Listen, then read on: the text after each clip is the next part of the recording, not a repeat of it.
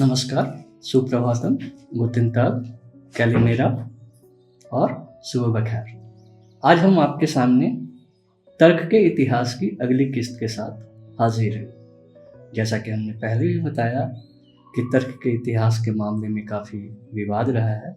लोग कहते रहे हैं कि तर्क का तो कोई इतिहास ही नहीं है।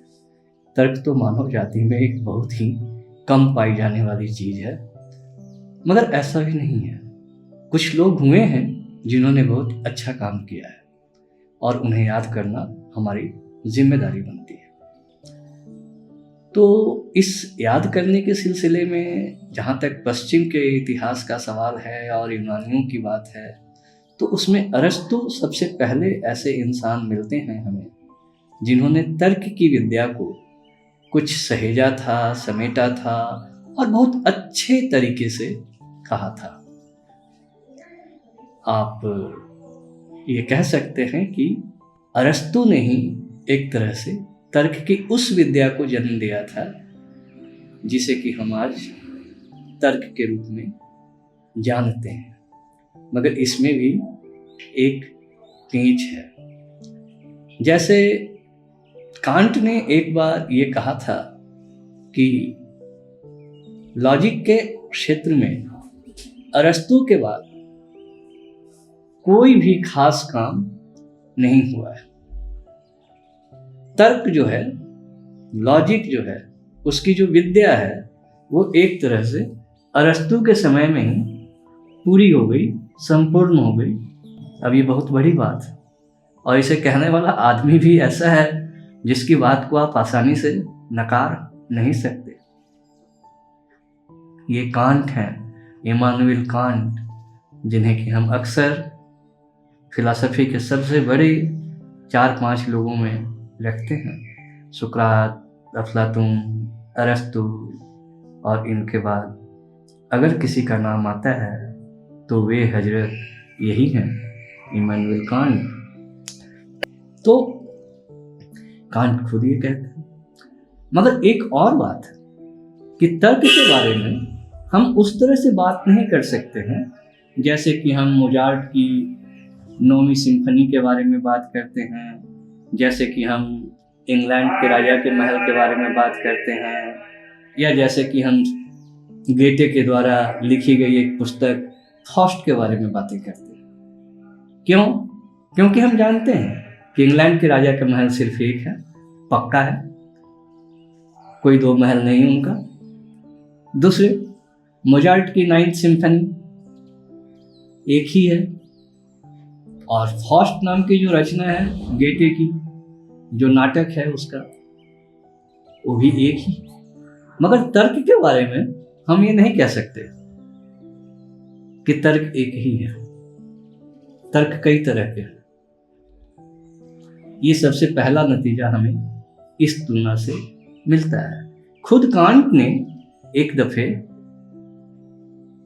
एक नया तर्क खोज लिया, तर्क की एक नई विद्या खोज ली, एक नई विधा खोज ली, जिसे उन्होंने ट्रांसेंडेंटल लॉजिक का नाम दिया। यानी ऐसा लॉजिक जो कि सामान्य दुनिया के अनुभवों से ऊपर है।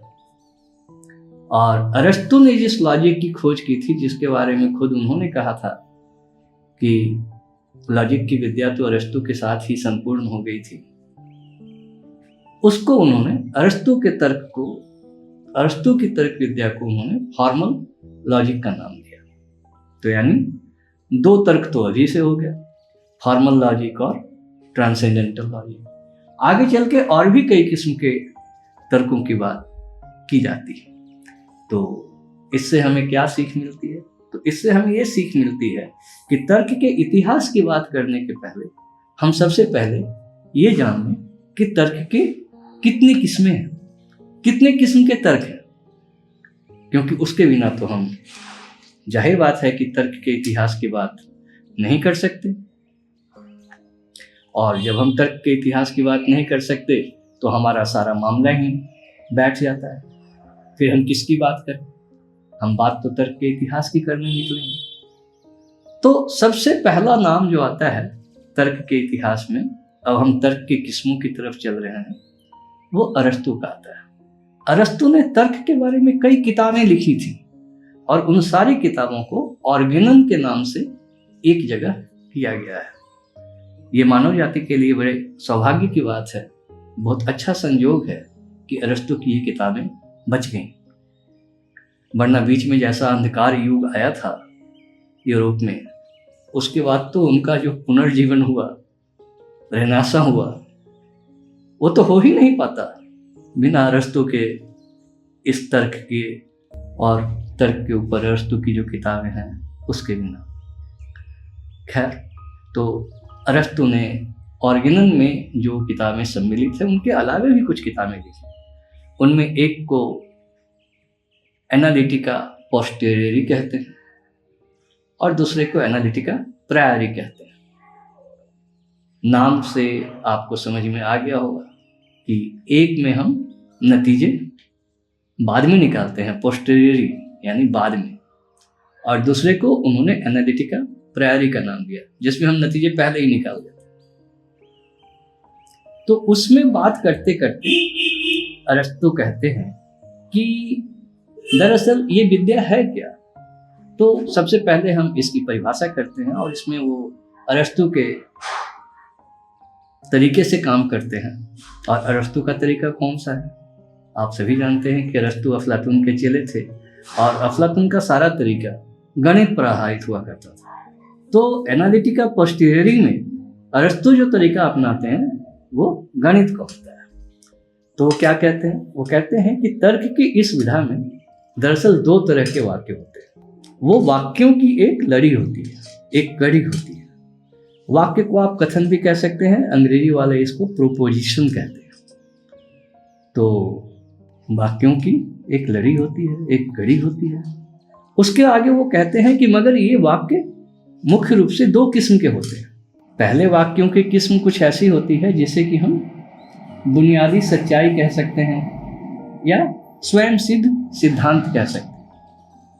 ये वैसे कथन होते हैं जिनके बारे में कोई विवाद नहीं हो सकता है, जो स्वयं सिद्ध हैं, जिनको साबित करने की जरूरत नहीं है, जिनके लिए सबूत खोजने की कोई जरूरत नहीं है। जैसे सूरज पूरब में उगता है कि नहीं? अब इसे साबित करने की जरूरत नहीं है, सभी जानते हैं कि सूरज पूरब में उगता है।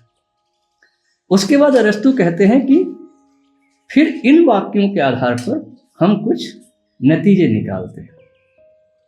वो दूसरी कैटेगरी होती है और उससे हम अपने जीवन के कामकाज चला सकते हैं। ठीक है? तो ये एनालिटिका पोस्टेरियरी में अरस्तु पहली दफे तर्क की विद्या की नींव रखते हुए हमें इतनी सारी बातें बताते हैं। और इसकी जो मुख्य बात है वो ये है कि ऐसा नहीं कि पहले से लोग ये नहीं जानते थे कि इस तरह के दो वाक्य होते हैं जो एक साथ रख दिए जाएं तो पहला वाक्य एक कथन होता है, दूसरा वाक्य नतीजा होता है। पहले वाक्य को अंग्रेजी में एंटीसीडेंट कहते हैं और दूसरे को कंसेक्वेंट कहते हैं।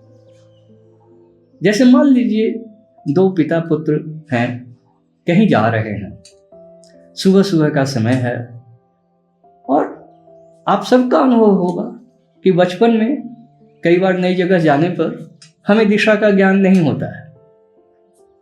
ठीक है? तो बच्चा पूछता है, पिताजी पूरब किधर है? अब ये एक ऐसा सवाल है जो बच्चे पूछ सकते हैं अपने पिता से और पिता को जवाब देना चाहिए। तो पिता कहेंगे कि देखो उस दिशा में सूरज उग रहा है, या सूरज अभी अभी कुछ देर पहले उस दिशा से उगा है, उस तरफ से उगा है, इसलिए पूरब उधर है। अब ये तर्क है, यही लॉजिक है कि एक ऐसी बात जो कि सभी जानते हैं, जिसमें कोई अगर मगर किंतु परंतु गोया नहीं हो सकता, एक वो वाक्य है और दूसरा उसके आधार पर निकाला गया नतीजा है। तो इसमें एक बात की गारंटी हो जाती है कि अगर आपका पहला वाक्य सही है, बिल्कुल सही है, स्वयं सिद्ध सिद्धांत है या बुनियादी सिद्धांत है जिसको साबित करने की ज़रूरत ही नहीं है, तो उसके आधार पे आप जो नतीजा निकालेंगे वो बिल्कुल सही होगा। जैसे ये जो उदाहरण हमने अभी दिया, मान लो वही बच्चा घूमते घूमते शाम हो जाती है, घर लौट रहा है, उसे एक बार फिर से पता नहीं चल रहा है, उसे लग रहा है कि कहीं पिताजी उल्टी दिशा में तो नहीं जा रहे, तो वो पिताजी से फिर पूछ सकता है कि पिताजी पश्चिम किधर है। तो उसके पिताजी क्या बोलेंगे? बच्चे को और कैसे समझा सकते हैं आप? वो कहेंगे देखो उस तरफ सूरज डूब रहा है और सूरज किधर डूबता है? पश्चिम में डूबता है, इसलिए उस तरफ पश्चिम है। बच्चा खुश हो जाता है, बच्चा संतुष्ट हो जाता है, बच्चे की जिज्ञासा शांत हो जाती है। तो तर्क हमें इस तरह से मदद करता है अपने दैनिक जीवन और सही नतीजे तक पहुंचाता है। मगर इसकी पहली शर्त क्या है? पहली शर्त यह है कि आपका पहला वाक्य, आपका एंटीसीडेंट या आपका पहला प्रीपोजिशन बिल्कुल सही होना चाहिए, उसमें कोई गलती नहीं होनी चाहिए। ठीक है, अब हम अगली बार सुकरात के चेले अफलातून और अफलातून के चेले अरस्तु के तर्क विद्या की अगली बातें करेंगे अपने अगले किस्त में। तब तक के लिए धन्यवाद। शुभ मंगल, सावधान।